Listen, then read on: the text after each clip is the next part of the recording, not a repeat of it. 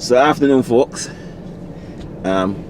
Just came out of the bank, and you know, obviously when you're around a bank, you run into money. So who else did I run into than David Willy Williams? David, what's happening, brother? I am taking it easy. David is one of the guys who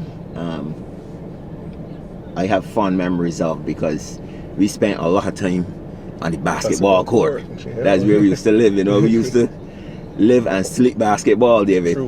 True. You know? Oh yeah, those were the good old days, man. Yeah. David, as you might have noticed, we had a short discussion just now regarding the CP Life series, and you have said that you've watched them all, you enjoy all of them. You know, and I've offered you the opportunity now to be the fifth person to come forward for the series, and you said no problem. True. You know, we've had problems already. As I said, I've approached people, and people shy, David. I heard you say that on one of them. I think it was Chicken Parts we were talking to at the time. When you said that CP fellas were... No, it was Jude. Yeah. It was Jude. The one with Jude. I remember you saying fellas were a little shy. But you can't go to CP and be shy. You can't be shy. That word was not in our vocabulary. You know? So, David, I think you came in after me. What year you went into CP? Wow. 80. 80, right? Because I went in 79. Yeah, I left in 85. You went in 85? I left in 85. Okay. I stayed back a year because I did the A-level course. And thing, you know. So your time at CP, how was it for you when you first went into CP, David? It's funny. I like most of the other guys did not want to go to CP. I actually wanted to go to Combermere. Okay. And I actually ended up with marks that allowed me to go to Combermere, but I think my composition back then, you used to get a composition A or B or whatever. I think I got a B, which would have put me on the borderline for going. I ended up meeting fellas like Carver, Cumberbatch, and them who lived close to me. And the fellas encouraged me, man, CP is the school. And I jumped at the opportunity. I ran the house and told my old lady, man, I don't worry with Combermere, don't talk to... I think Spoons was the headmaster at the time at Combermere. I told her, don't worry to talk to him, man, I go in CP. She spoke to whoever, and we decided on CP, and never regret since then. Love it. Well, yeah, I've heard that story so many times. The guys wanting to... Actually, I was supposed to get transferred to Combermere as well, and when I went to Cordian Prairie, that was... I didn't want, and I have a brother who went to Combermere. So, but I tell myself I'm not going to Combermere. You know. So, school life, David. School life was good. I don't know what's wrong with the youngsters now, but school life was great. Running cross country with Pedro, running down back hill. Like you said, the basketball, chemistry with Plum Bum. Morbury, Ernest Rochford. I tell people Ernest, Mr. Rochford was a serious fella, man. Yeah. Smell the pipe before you see it. You got that right, boy. When you smell that smoke, move. But I had a good time at Cordian Prairie.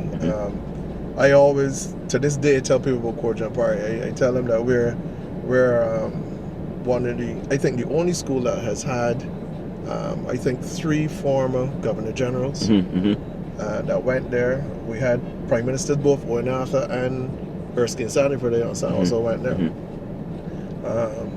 So we've had Israeli University on the hill. Yeah, it is. It is. So David, as I think I asked this question to some of the guys before. As you look right now and you see what is happening in all these schools and stuff like that, you know, it's not really a good picture that we are seeing. You know, we are, some of us are. I would say I'm not too happy with how CP is. You know, what's happening at the schools right now. You know. Well, I guess this is not that it's an excuse, but when we were at school, we had bad boys too, but they were bad boys until they got to school, and then they respected the teachers. I think now the youngsters know. I think the first thing is that they don't respect themselves. So to get them to adhere to rules that the school have and behave as they should, they need guidance. And like I tell people, part of a problem for us as a society is that we've ended up in a situation where we have children having children, so they don't have the guidance. Right. The old days, if I did something wrong, somebody would correct you, and if your parents heard, you would get corrected again, kind of thing. Now, people tend to see issues and decide I don't want to get involved. And it's not unique to any particular school. I see it in all of the schools. Kids walking, going home, and from school, and how they carry themselves and stuff. I tell people I used to pretend to be a bad fella when I think, and for me, a bad boy at that time was taking off your abalets or going to school with your socks down. But that was only till you get across the school gap. True. I'll pull up everything. David, different. Would you believe that we are over 6 minutes? This is easily the longest interview that was done, but it doesn't feel like 6 minutes. So anyhow, any solutions that you can, anything that you can suggest? I think that if we can get, I think this series is a fantastic idea. I think that we need to tap into the old scholars as the guys are doing, and we need to find a way to get the old scholars to come into the CP school of today. We've got people all walks of life, from people who have their own businesses to people in prominent positions, and come in and try that way first to give the kids some idea of hope. That it doesn't matter where you came from. Look at me, look at you, look at whoever. You can be whatever.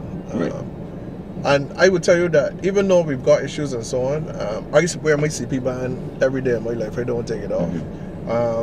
I went to Boston the other day, and somebody was saying, wait, they wanted it. But even youngsters now, I go out sometimes and I see youngsters and they tell you, oh man, I got the band. So the CPNs are still very proud. They're still very proud of their school. And I think if we as the former generation or a couple of generations before can go back and visit the school and talk to them and get them some hope and sort of like a mentorship program, will go a long way. That's okay. Well, we are close to 8 minutes now. So, David, I believe we can wrap it up here. I mean, we could sit down right here and talk all day long about CP. It's so much that we can speak about. Guys, that's the beauty of the Life series, because I know as I go around speaking to the old scholars, each person will probably have a different perspective. But I'm hearing some similar messages and ideas coming through as well. And the saying, 1,000 Frenchmen can't be wrong. So with that, David and I are going to sign off, and as usual, CP for life. CP for life. True. Yep.